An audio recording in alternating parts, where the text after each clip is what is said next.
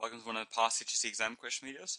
In this video, I'm going to cover this exam question, which comes from the 2005 paper, and it's question number 25, the 2006 paper, sorry.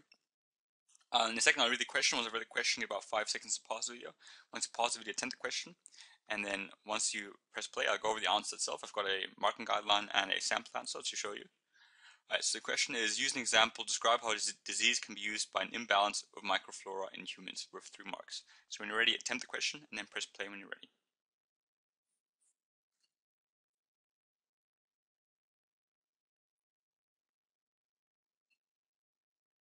Welcome back.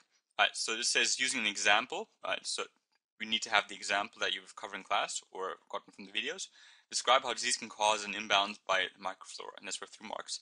The marking guideline says to get full marks, you should identify the appropriate disease. Right, so in this case, I'm going to talk about candidiasis, and describe the cause. So what pathogen is it caused by? Is it a virus? Is it fungi? And kind of outline how that happens as well, right? And the general effects of an imbalance. Right, so kind of symptoms of what the actual disease does. So talk about the name of the disease, talk about the name of the pathogen, and how it can cause disease.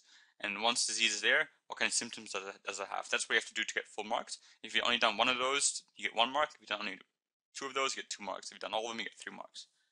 Right, so the question is, so this is my response. Candidiasis is disease caused by the fungi C. albicans. So I've said it's the actual name. I've set the name of the fungi and what it does. So it affects the GI tract when there's an imbalance of the GI microflora. So this basically already will get me at least 1 mark, maybe even 2 if I'm really lucky, or not. But this is also quite important. So this is the cause, the more specific cause. The harmful C. albicans can naturally be present in the GI tract, but usually competition from other microbes means they do not have enough space to have the required numbers to cause an infection, right? So they are there, but their usual numbers are small because there's competition, so they don't have the required numbers to cause disease.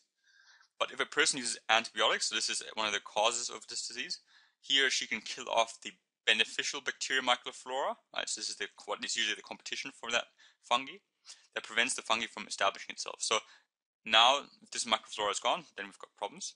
Once this has occurred, the fungi has more space to grow and thrive, resulting in the disease called candidiasis. So now I've definitely gotten 2 out of 3.